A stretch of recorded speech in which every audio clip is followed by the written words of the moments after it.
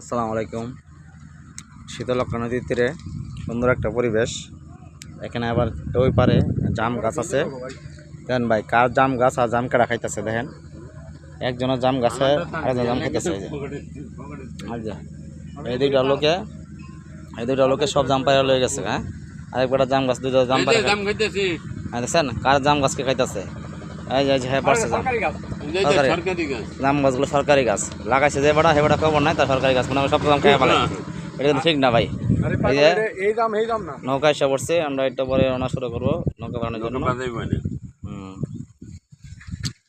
এই আগে হাল দিয়ে না যায়,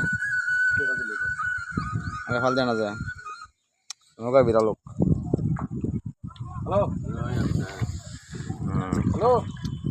লোক নামে লোক ফরদার নামে লোক।